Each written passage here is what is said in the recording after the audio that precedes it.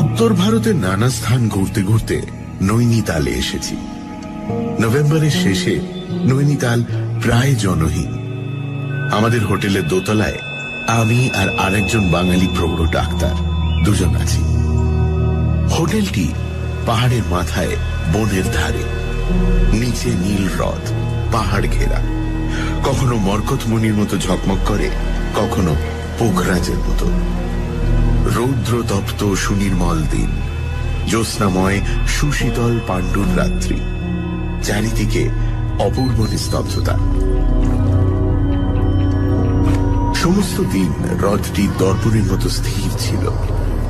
রঙিন বাংলোর সারি, সবুজ ঘন, নীল আকাশ, মেঘের স্তূপ, তার উপর নানা রূপ ও বর্ণের প্রতিবিম্ব।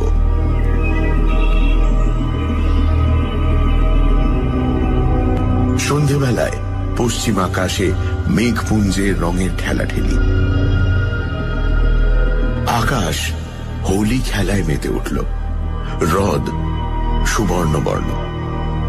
তারপর পাইন বনের পিছনে চাঁদ উঠল। পাহাড়ের তলায় ঘন অন্ধকারময় হ্রদ, রহস্যময়ী নারীর কালো চোখের মতো।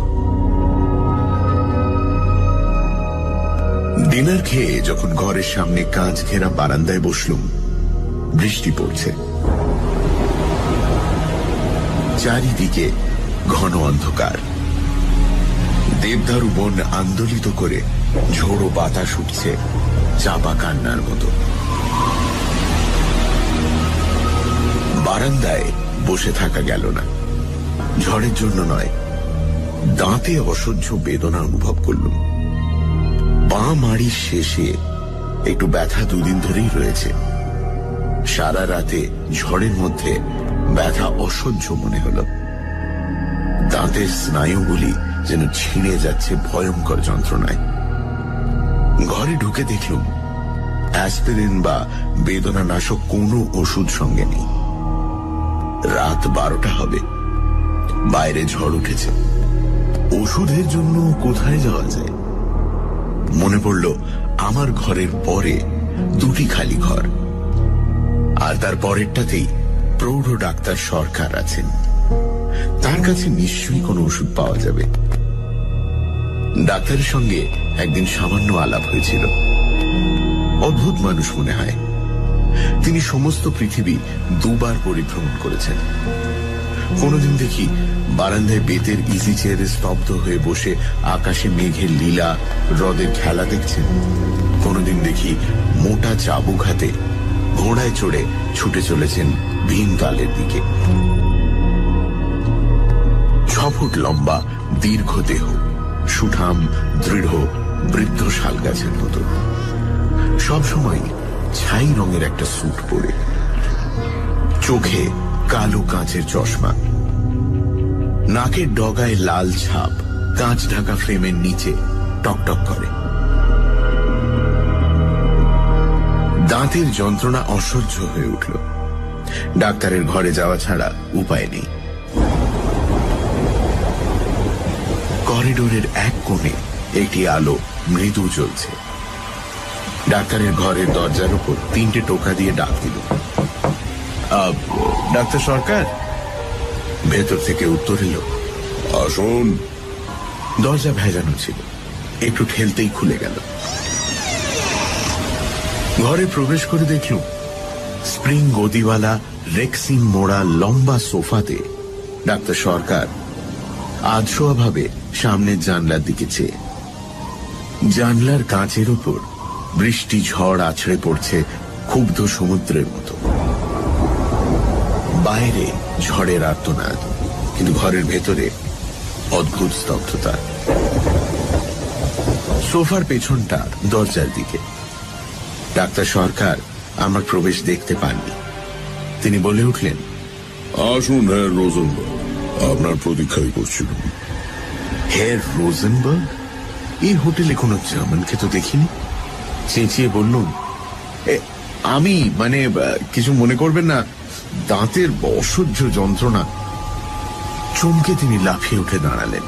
চশমার কালো কাঁচ ঢাকা চোখ দেখা গেল না, কিন্তু কুঞ্চিত কপালের উপর কালো সাদা চুলগুলি চকচক করতে লাগলো। ও, আপনি কিসাই? আরে দেখুন না, দাঁতে ভীষণ ব্যথা। যদি আপনার কাছে কোনো ওষুধ টষুধ থাকে, মানে আমার অ্যাসপিরিন। ব্যথা? ভালো তো। যত ব্যথা পাবেন জীবনকে তত গভীরভাবে অনুভব করবেন। যার যত বেদনা বোধ সে তো তত উচ্চ স্তরের জীব। দেখুন, ডাক্তার যদি দার্শনিক হয়ে ওঠেন, রোগীর অবস্থা বড় সঙ্গীন হয়। ডাক্তার দার্শনিক? কোথায় ব্যথা বলুন? দাঁতে, এই তো বাঁ মাড়িতে। স্নায়ুগুলো একেবারে ছিঁড়ে যাচ্ছে। থাক, ব্যথার বর্ণনা করতে হবে না, আমি বুঝেছি। বসুন বসুন, ওই সোফায় বসুন। কি লেখার আপনি ভালোবাসেন? কুমেল, বেনেডিক্টাইন? আমার কাছে কয়েক রকম আছে মাত্র। সামনে ছোট টেবিলে নানা বর্ণ ও আকৃতির বোতল ও ছোট বড় লিকার গ্লাস। না না, আমি কিছু খাই না। খান না? খেলে দাঁতের ব্যথা হতো না। খুব যন্ত্রণা হচ্ছে দেখছি। হ্যাঁ, দেখি একটা ওষুধ আছে। ডাক্তার সরকার লেখবার টেবিলের ড্রয়ার থেকে একটা ছোট শিশি বের করলেন। শিশি থেকে দুটো চ্যাপ্টার ট্যাবলেট একটা মাঝারি গ্লাসে রাখলেন। তারপর একটা বড় বোতল থেকে সোনালী তরল পদার্থ গ্লাসে ঢেলে দিলেন। গ্লাসটা নেড়ে আমায় দিয়ে বললেন, খেয়ে ফেলুন। একটু হালকা ওয়াইন মিশিয়ে দিলাম, ওতে ওষুধের কাজ ভালোই হবে। আর আমার ঘরে জল নেই, চাকরটা সন্ধ্যে থেকে পলাতক। ভাবুন, ওষুধের অনুপান হচ্ছে দক্ষিণ ফ্রান্সের সূর্যলোক পুষ্ট রক্তিম দ্রাক্ষারস। ব্যথা দূর করার জন্য তখন কেউ হাতে বিষ দিয়ে দিলেও খেয়ে ফেলত। ট্যাবলেট মিশানো ওয়াইন এক চুমুকে খেয়ে ফেলল। ডাক্তার সরকার আমার মুখোমুখি বসলেন, সোফায় হেলান দিয়ে। ছোট গ্লাস থেকে এক চুমুক ওয়াইন খেয়ে বললেন, কেমন মনে হচ্ছে? ব্যথা একটু কম মনে হচ্ছে। বাস, তাহলেই হলো। বেদনা হয়তো আপনার আগেকার মতোই আছে, তবে ওই যে মনে হচ্ছে বেদনা নেই, তাহলেই হলো। আসল হচ্ছে মন। মন দিয়ে যা অনুভব না করি তাই মিথ্যে। বসুন, গল্প করা যাক। এই ঝড়ের রাত্রে কি আর এখন ঘুম হবে? তো বেশ, তো আপনি একটা গল্প বলুন না। আপনার জীবনে তো অনেক অভিজ্ঞতা, কত দেশ, কত রকম মানুষ দেখেছেন। তার উপর আপনি ডাক্তার, কত রকমের রোগী। ডাক্তারের রোগী দেখা ক্লিনিক্যাল আই দিয়ে দেখা, সত্যিকারের দেখা নয়। যে দেখায় বেদনা নেই, হৃদয়ের ব্যথা নেই, আতঙ্ক নেই, সে দেখা সত্যি দেখা নয়। কিন্তু দেখায় আনন্দও তো থাকতে পারে। হ্যাঁ, কিন্তু সব গভীর আনন্দের সঙ্গেই তীব্র বেদনা রয়েছে। শুধু মানুষের মনের ব্যথা নয়, দেহের ব্যথাকেও যত রকম ভাবে, যত নতুন নতুন করে জানতে পারবেন, জীবনকে তত গভীরভাবে জানবেন, প্রাণের মর্মস্থলে গিয়ে পৌঁছবেন। এই দেহ মনের বেদনার অভিজ্ঞতায় আমাদের সত্তা গড়ে ওঠে, আমাদের ব্যক্তিত্ব প্রকাশিত হয়। আপনার জীবনে তো বহু অভিজ্ঞতা আছে মনে হয়। নব নব অনুভূতি লাভের তৃষ্ণা আমাকে সারা জীবন দিশেহারা করেছে। ডাক্তার রূপে আমাকে দেখতে হয়েছে মানুষের দেহ মনের ভাঙনের রূপ, তারপর বেদনার মুক্তি। সেজন্য প্রকৃতি বা মানব সৃষ্ট পরিপূর্ণ সৌন্দর্য দেখবার জন্য আমি দেশ হতে দেশান্তরে করেছি। দেহের সমস্ত স্নায়ু, শিরা, উপশিরায় রক্তস্রোত দিয়ে প্রাণের গতি, উল্লাস, আনন্দময় অভিব্যক্তি অনুভব করতে চেয়েছি। এমনি ঝড়ের রাত্রে আমি সাঁতরে পদ্মা পার হয়েছি, বন্যায় নগর গ্রাম ভেসে যেতে দেখেছি, কারাকোরাম পর্বতের 17,000 ফিট উঁচুতে তুষার নদী পার হয়ে কাশ্মীর হতে খোটান গেছি, মোটর কারে সাহারা মরুভূমি অতিক্রম করেছি, ইউগান্ডার জঙ্গলে সিংহ মেরেছি। কত অপূর্ব বস্তু, কত অপরূপ দৃশ্য চোখের সামনে ভেসে ওঠে। শ্রীনগরের ডাল হ্রদে রঙিন সন্ধ্যা, শীতের সুইজারল্যান্ডে জ্যোৎস্না রাত্রে তুষার শুভ্রতায় স্লেজ চালানো, লিডোতে ভূমধ্য সাগরের সমুদ্র তীরে সূর্যালোক পান, নিউ ইয়র্কের ফিফথ অ্যাভিনিউয়ের জনতা, জঙ্গল বেষ্টিত অ্যাঙ্করবাট, বেলজিয়ামের যুদ্ধ ট্রেঞ্চ, অন্ধকার রাত্রে তাজমহল, প্রয়াগে কুম্ভ মেলা, মিসিসিপির ঘন অরণ্য, প্রশান্ত মহাসাগরের ওপর এরোপ্লেন, এসব অভিজ্ঞতা আমার আত্মাকে মূর্ত করেছে বটে, কিন্তু আমার সত্তার বিকাশ হয়েছে মানব অন্তরের বেদনাময় অনুভূতিতে। ডাক্তার সরকার চুপ করলেন। ঝোড়ো বাতাসে কাঁচের জানলা ঝনঝন করে উঠল। অন্ধকার আকাশের এক প্রান্ত থেকে অপর প্রান্ত বিদ্যুৎ চমকে গেল। ঘন নীল পর্দা ঘেরা আলো কেঁপে কেঁপে উঠল। আমি ধীরে বললাম, আচ্ছা, আপনি হ্যাঁ রোজেনবার্গ বলে কারোর জন্য অপেক্ষা করছিলেন কি? ডাক্তার সরকার চমকে সোজা হয়ে বসলেন।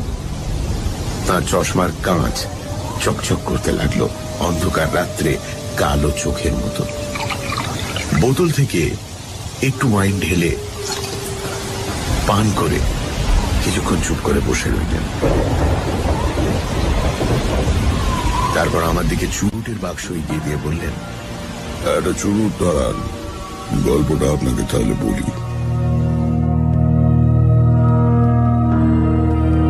মুনসেনে ডাক্তারি পরীক্ষা পাশ করে আমি কিছুদিন সুইজারল্যান্ডে ড্যাভোসে একটা যক্ষা স্যানিটোরিয়ামে কাজ করি। এমনি নভেম্বর মাসের শেষাশেষি একবার ডাভোস থেকে প্যারিসে আসি। গার্দলিয়াতে যখন নামলুম রাত 11টা হবে। পুলিকে জিনিস বুঝিয়ে দিচ্ছি, ওভারকোটের ওপরে কে থাপ্পড় মারল। আরে ডাক্তার যে! ফিরে দেখি রিচার্ড রোজেনবার্গ, আমার স্যানিটোরিয়ামের একটি রোগী। লোকটির বয়স 40-এর কাছাকাছি হবে। দেখতে আমার চেয়েও লম্বা, বহুদিন রোগে ভুগে শীর্ণ শুষ্ক মুখ, চোখে একটা তীব্র ক্ষুধিত দৃষ্টি। তার বাঁ পায়ের গোড়ালি এক হাড়ে যক্ষা। 6 বছর স্যানিটোরিয়ামে বাস করার পর সেরে গেছে। এখন ক্রাচের সাহায্যে পা তুলে খটখট করে ঘুরে বেড়ায়। লোকটি জাতে সুইস, তার পূর্বপুরুষ এসেছিলেন নরওয়ে থেকে। জুরিখে এক ধনী মহাজনের একমাত্র সন্তান। অবাক হয়ে বললাম, আপনি এখানে? পরশু আপনার জ্বর হয়েছিল, আপনার তো স্যানিটোরিয়াম থেকে বার হওয়া বারণ। আরে আমি পলাতক ডাক্তার, আমি পলাতক। প্রাণ হাঁপিয়ে উঠেছিল। বাই দ্য ওয়ে, আপনি কোন হোটেলে যাচ্ছেন? ল্যাটিন কোয়ার্টারে আমার এক জানা সস্তা হোটেল আছে, সেখানে ঘর রাখতে বলেছি। চলুন তবে, আমি আপনার সঙ্গেই যাব। একা বড় হোটেলে গিয়ে থাকতে আপনার ভালো লাগবে না। আফটার অল ছাত্রদের থাকবার হোটেল তো। পথে ট্যাক্সিতে রোজেনবার্গ বললেন তার মাথায় মাঝে মাঝে অসহ্য যন্ত্রণা হয়। তার বিশ্বাস তার মস্তিষ্কে ক্যান্সার হয়েছে। জুরিখে এক ডাক্তার নাকি বলেছেন টিউমার হতেও পারে। প্যারিসে বড় ডাক্তার দেখাবার জন্য তিনি স্যানিটোরিয়াম থেকে অনুমতি নিয়ে এসেছেন। তার বিশ্বাস একটা ক্যান্সার কোথাও হচ্ছে। কথাটা আমি বিশ্বাস করলুম না।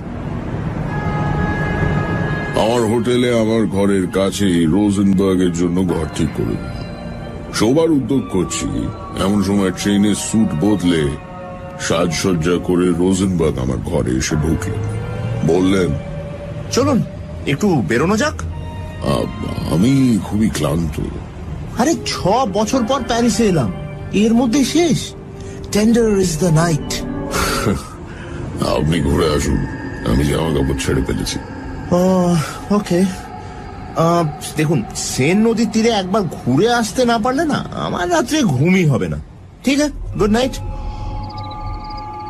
বিছানাতে শুয়ে শুনতে লাগলো।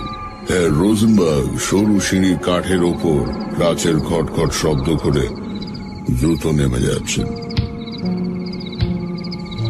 প্যারিসের পথে আনন্দ লাভের সন্ধানে। পরদিন সকালে খবর নিয়ে জানলুম রোজেনবার্গ অকাতরে ঘুমোচ্ছেন। রাত 3টের সময় মাতাল অবস্থায় হোটেলে ফিরেছেন। এরপর 7 দিন রোজেনবার্গের সঙ্গে দেখা হয়নি।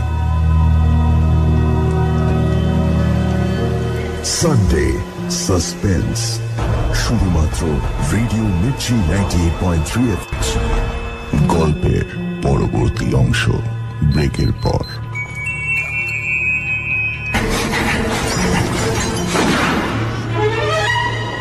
সানডে সাসপেন্স, শুধুমাত্র radio Mirchi 98.3 FM A. It's hot. শুনছেন সানডে সাসপেন্স। আজকের গল্প মনীন্দ্রলাল বসুর লেখা ভেনল। দাঁতের ব্যথায় কাতর হয়ে লেখক যান তার হোটেলের পাশের ঘরে ডক্টর সরকারের কাছে। ঘরে ঢুকতেই লেখককে হঠাৎ রোজেনবার্গ বলে ডেকে ওঠেন ডাক্তার। যাই হোক, ওষুধ দেবার পালা মেটে লেখকের অনুরোধেই একটা গল্প বলা শুরু করেন ডাক্তার, রোজেনবার্গের গল্প। তারপর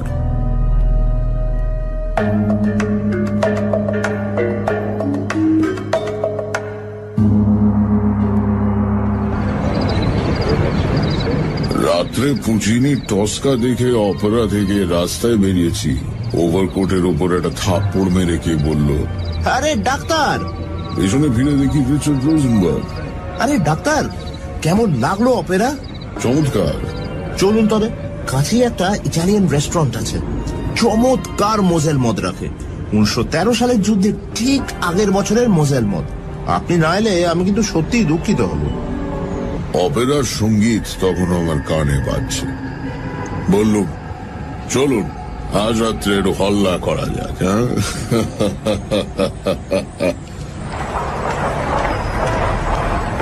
রেস্তোরাঁতে কিছু খেয়ে আমরা অপেরার কাছে একটা ক্যাফেতে এসে বসলাম। পথের ফুটপাথের অর্ধেক জুড়ে টেবিল চেয়ারের সারি, বাস দিয়ে নানা সজ্জার নরনারীর স্রোত অবিরাম বয়ে চলেছে। রোজেনবার্গ, প্যারিসের জীবন কেমন উপভোগ করছো? বড্ড ব্যথা, মাথার মধ্যে না ভীষণ ব্যথা হয়। পকেট থেকে সেটি ছোট শিশি বের করে ছোট টেবিলের উপর রাখলো। কিছুক্ষণ পর শিশি থেকে 2টো ট্যাবলেট বের করে কফির সঙ্গে মিশিয়ে খেয়ে ফেলল। 2 ঘন্টা অন্তর অন্তর এই অ্যাসপিরিন খাচ্ছি, না হলে না এই যন্ত্রণায় মরে যাব। কোনো ডাক্তার দেখালে? হ্যাঁ, দেখিয়েছি। ডক্টর লেভি বললেন মাথায় নয়, পেটে লিভারের কাছে টিউমার মনে হচ্ছে, ক্যান্সারের পূর্ব লক্ষণ হতে পারে। তবে তবে আমি জানি ওটা ক্যান্সার হবেই। ক্যান্সারে আমার মা মারা গেছেন। ওহ, সে কি অসহ্য যন্ত্রণা। হঠাৎ সে থামল। দেখলুম জ্বালাময় তীক্ষ্ণ দৃষ্টিতে পথের সুসজ্জিতা বার বিলাসিনীর দিকে সে চেয়ে আছে। 3 সুন্দরী মেয়ে চলেছে শিকারের সন্ধানে। রোজেনবার্গের চেয়ারের পাশে খাড়া করা ক্রাচ দুটির দিকে ব্যাঁকা দৃষ্টিতে চেয়ে তারা চলে গেল। রোজেনবার্গের শীর্ণ মুখ আরো কালো হয়ে উঠল। বললুম, ডাক্তাররা তো নিশ্চিত রূপে কিছু বলছেন না। নিশ্চিতভাবে কে কি বলতে পারে? এই যে দিন রাত একটা অসহ্য ব্যথা অনুভব করছি। ক্যান্সার রোগীকে আমি তিলে তিলে মরতে দেখেছি, তার সমস্ত সিমটম আমি জানি। আমি ওয়েটার, আরো 2 গ্লাস। আচ্ছা, আপনি তো ডাক্তার, আপনি বলুন তো, ক্যান্সারের কোনো চিকিৎসা আছে? এখনো পর্যন্ত আমাদের জানা নেই। নানা পরীক্ষা চলছে। শুধু রোগী অসহ্য যন্ত্রণা ভোগ করে মরে, তাই তো? হ্যাঁ, একদিন তো আমাদের প্রত্যেককেই মরতে হবে। আর আর ক্যান্সারের রোগী যদি আত্মহত্যা করে, তাতে দোষ কি? হ্যাঁ, কিসের দোষ? প্রাণ অমূল্য। প্রাণকে আমরা এখনো সৃষ্টি করতে পারি না, স্বেচ্ছায় তাকে বিনাশ করার অধিকার কি আমাদের আছে? শুধু যন্ত্রণা ভোগের অধিকার আছে, তাই তো? আচ্ছা, এই ধরুন আমি তো আত্মহত্যা করতেই পারি। আমার মা নেই, বাবা 2 মাস হলো মারা গেছেন, কিন্তু আমার এক বুড়ি দিদিমা আছেন। আমি কিছু করে বসলে তিনি মনে বড় আঘাত পাবেন। হ্যাঁ, আঘাত পাবেন। ওয়েটার, এই নোটটা একটু ভাঙিয়ে আনো তো দেখি। ক্যাফের এক ওয়েটার আমাদের কাছে এগিয়ে এলো।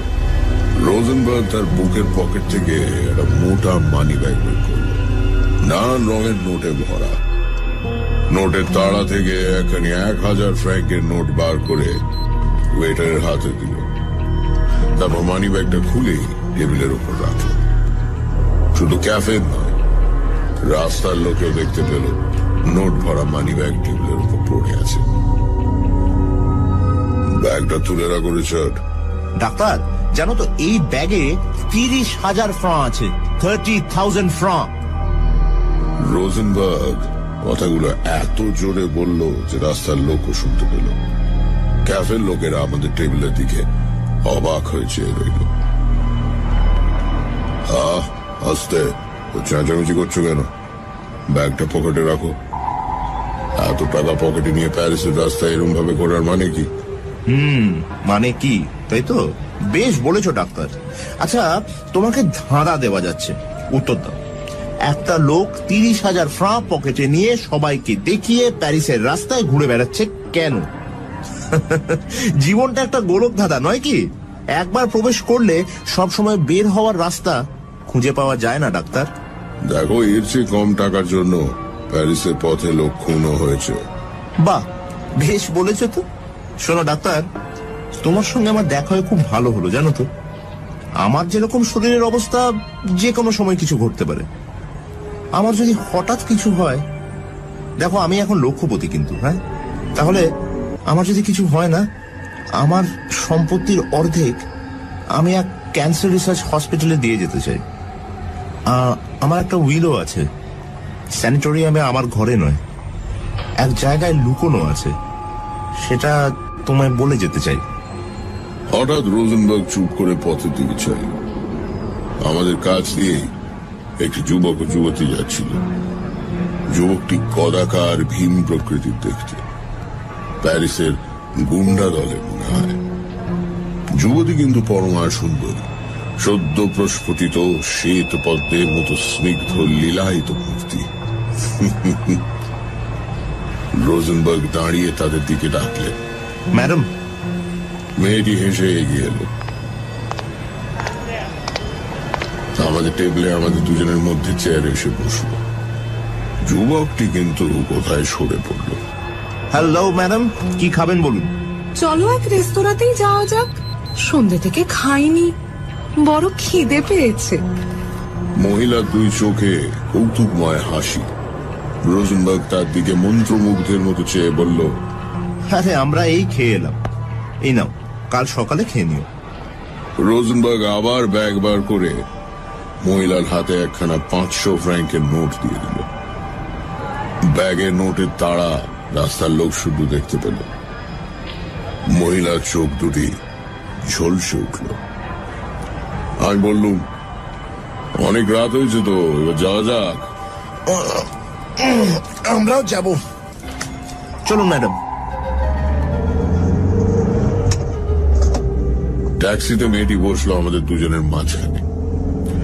আমি চুপ করে বসে গেলাম। রোজেনবার্গ অনর্গল বকে যেতে লাগলো। দেখো ডাক্তার, আজকাল রাতে ভেরনল না খেলে না আমার ঘুম হয় না। আচ্ছা, কোনো ভালো ঘুমের ওষুধ তোমার জানা আছে?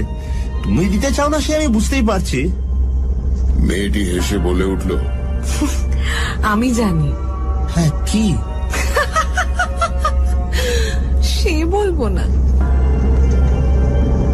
তারপর সমস্ত পথ রোজেনবার্গ আমার সঙ্গে ভেরনলের গুণ ও ক্রিয়া সম্বন্ধে আলোচনা করতে করতে এলো। সে 3 থেকে 4টি ট্যাবলেট খায়, কটা ট্যাবলেট খেলে মৃত্যু হওয়ার সম্ভাবনা, ড্যাভোসে কে কবে ভুলে বেশি ভেরনল খেয়ে মরেছে, ইত্যাদি ইত্যাদি। হোটেলে ঢুকে রোজেনবার্গকে একটু আড়ালে ডেকে বললুম, মেয়েটি কে? সে অবাক হয়ে বলল, মেয়েটি? ও ওই মেয়েটি? ওকে ওকে আরে ওকে আমি চিনি না।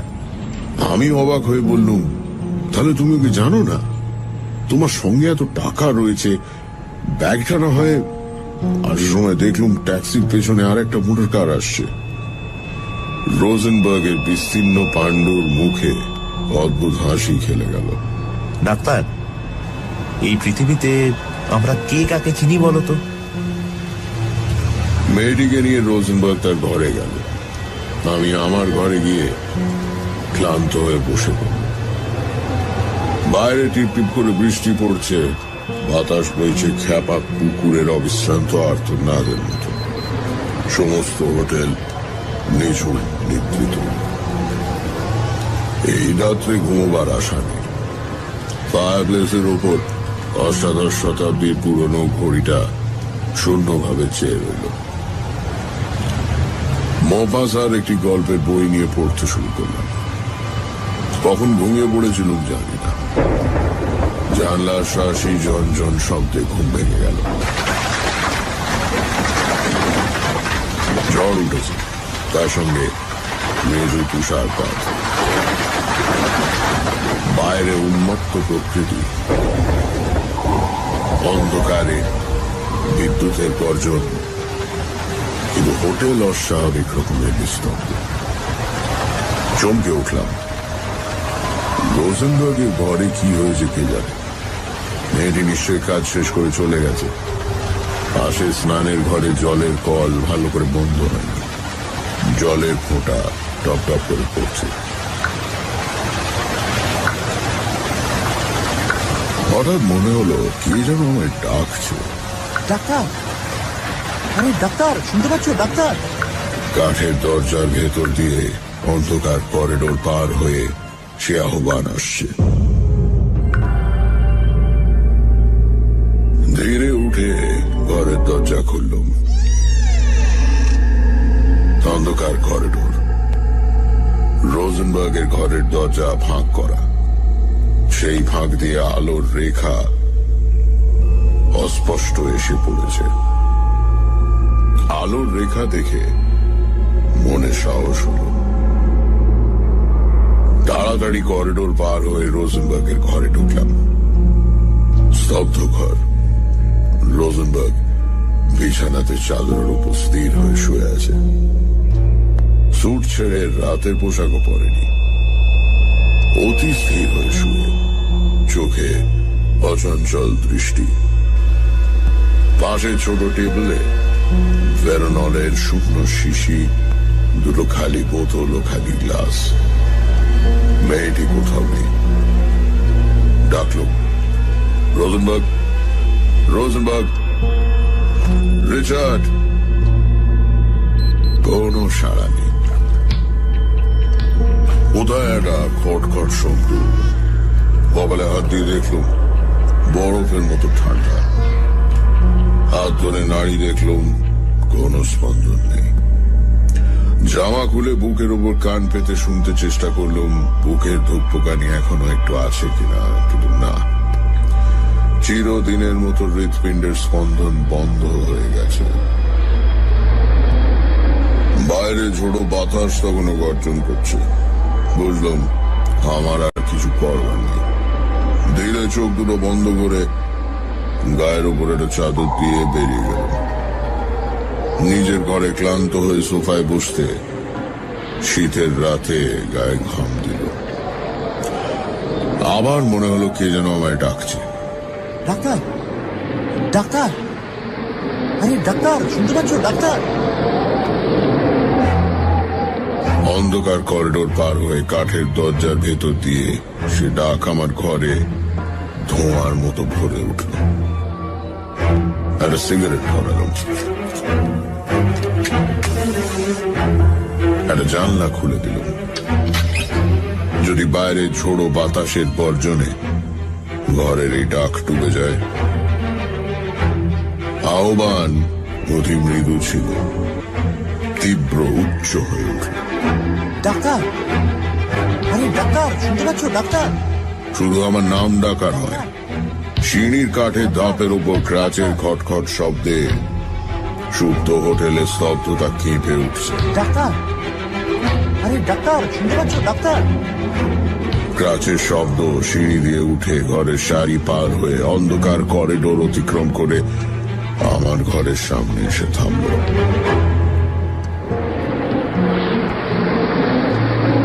ঘরের দরজার ওপর 3টে টোকা পড়ল। আরে ডাক্তার! তখন আতঙ্কে মূর্ছা যাওয়া উচিত ছিল, কিন্তু আমি আতঙ্ক রস অনুভব করার চেষ্টা করছিলাম। রিচার্ড রোজেনবার্গের প্রেতাত্মাকে দেখতে আমি প্রস্তুত।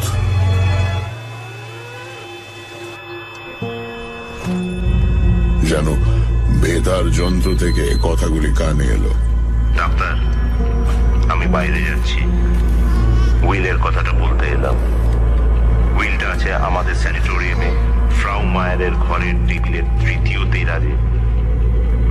আচ্ছা, গুড নাইট। আমাকে অনেক দূর যেতে হবে।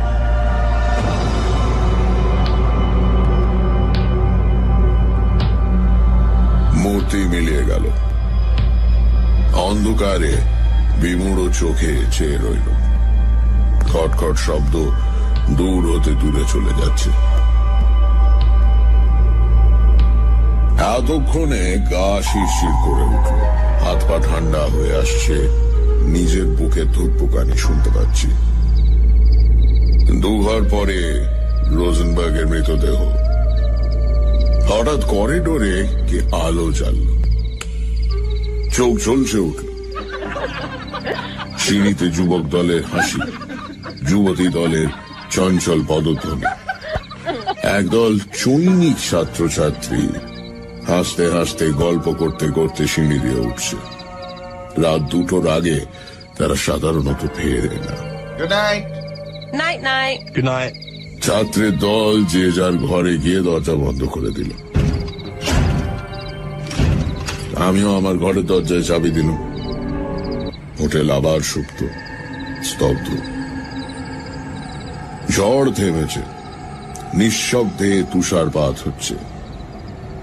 যেন কে দোলন চাপা ফুলের পাপড়ি ছিঁড়ে ছিঁড়ে চারিদিকে ছড়িয়ে দিচ্ছে। খোলা জানলার কাছে গিয়ে একটা সিগারেট ধরিয়ে বসল আলোর আশায়। ডাক্তার সরকার চুপ করলেন। আমি নিঃশব্দে চুরুট টানতে লাগলাম। বাইরে ঝড় বৃষ্টি থেমেছে। মৃদু জ্যোৎস্নায় আকাশ থমথম করছে। ধীরে উঠে দাঁড়ালো। ডাক্তার সরকার বলে উঠলেন, মিস্টার ঘোষ, আজ রাতেও আমার ঘুম হবে না দেখছি। এখন রাতে ভেরনল না খেলে আমার ঘুম হয় না। কথাগুলো শুনে কোনো অজানা ভয়ে চমকে উঠল। এই যেন ডাক্তার সরকারের কণ্ঠস্বর নয়। দেখুন তো, ওইখানে একটা শিশি আছে। হ্যাঁ, ওই যে হলদে শিশিটা। আমি আর উঠতে পারছি না। পায়ে কেমন ব্যথা হয়েছে। কয়েকটা ট্যাবলেট শিশি থেকে এই গ্লাসে রাখুন তো। জিজ্ঞেস করলুম, কটা? কটা? এই 5-6টা। ওতে কিছু হবে না আমার। ওর কমে ঘুম হয় না। আপনি হয়তো 6টা খেলে। মন্ত্রচালিতের মতো 6টা ট্যাবলেট গ্লাসে ফেলে তার সঙ্গে একটু মদ মিশিয়ে ডাক্তার সরকারকে দিল। তিনি এক চুমুকে সবটা খেয়ে বললেন, একটু বসুন। তারপর চোখ বুজে সোফায় হেলান দিয়ে শুয়ে পড়লেন। আমি চুপ করে বসে রইলাম। পা যেন নাড়তে পারছি না। ঘরের স্তব্ধতা পাথরের মতো ভারী। জানলার কাঁচ ঝকমক করছে ভীত নারীর দৃষ্টির মতো। কতক্ষণ বসেছিলাম জানি না। কালের স্রোত যে বয়ে চলেছে সে অনুভূতি হারিয়ে ফেলেছিল। মনে হলো খটখট শব্দ আসছে। কাঠের মেজের ওপর ক্রাচের খটখট শব্দ। সে শব্দ সিঁড়িতে উঠে আমার ঘরের পাশ দিয়ে বারান্দা পার হয়ে ঘরের সামনে এসে থামল। দরজার উপর 3টে টোকা। ভয়ে শিউরে উঠল, চেঁচিয়ে বললুম, ডাক্তার সরকার। কোনো সাড়া নেই। প্রাণপণে চেঁচালুম, ডাক্তার সরকার, ডাক্তার সরকার। নিঃসার স্পন্দনহীন দেহ। ডাক্তার সরকারের হাত ধরে ঝাঁকুনি দিল। বরফের মতো কনকনে হাত, নাড়ি খুঁজে পাওয়া গেল না। নাকের কাছে হাত রাখলুম, বুকের উপর কান দিয়ে শুনতে চেষ্টা করলুম। নিশ্চল হৃৎপিণ্ড, দেহে রক্ত চলাচল নেই। ডাক্তার সরকার মৃত। হয়তো ভেরানলের মাত্রা অধিক দিয়েছে। বিবর্ণ মুখ, সাদা মুখোশের মতো। আতঙ্কে বিহ্বল দৃষ্টিতে দরজার দিকে তাকালুম। দরজার ওধারে রিচার্ড রোজেনবার্গের প্রেতাত্মা, আর এধারে ডাক্তার সরকারের মৃতদেহ। কালো চশমার কাঁচের পেছন থেকে চোখ দুটো নড়ে উঠল, শিউরে উঠল। ডাক্তার সরকার বলে উঠলেন, কে মিস্টার ঘোষ, আবার দাঁতের ব্যথা হচ্ছে নাকি? না। তবে ভয় পেয়েছেন তো? না, আমি মরিনি। অত সহজে মৃত্যু হয় না। আমার মনে হয়েছিল সে রাত্রে প্যারিসের হোটেলে কিরকম আতঙ্ক অনুভব করেছিলাম তার কিছু আভাস পেলেন বোধ হয়। আপনি চমৎকার অভিনেতা দেখছি। অভিনয় করতে পারি বলেই এতদিন বেঁচে আছি। আচ্ছা, আপনি শুনে যান। আজ রাত্রে আর রোজেনবার্গ এলো না। আপনি নিশ্চিন্ত হয়ে শুতে যান, একটু খেয়ে যান, ভালো ঘুম হবে। ও শুনুন, গল্পের শেষটা তো আপনাকে বলা হয়নি। সকালে কিন্তু রোজেনবার্গের মৃতদেহ হোটেলের ঘরে পাওয়া গেল না। 2 দিন পরে সেন নদীর জলে মৃতদেহ পাওয়া গেল। লোকে বলল গুন্ডারা রাতারাতি মৃতদেহ সরিয়ে নিয়ে গেছে, কিন্তু আমার থিওরি হচ্ছে মহিলা ওকে মারেনি। আপনার কি মনে হয়?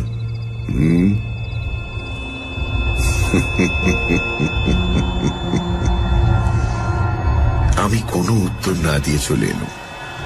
ঘরে এসে খোলা জানলার পাশে বসলুম। হ্রদের জলে জ্যোৎস্নার ঝিকিমিকি। ভাবতে লাগলুম, ডাক্তার সরকার কি উন্মাদ, না বানিয়ে গল্প বলতে ওস্তাদ?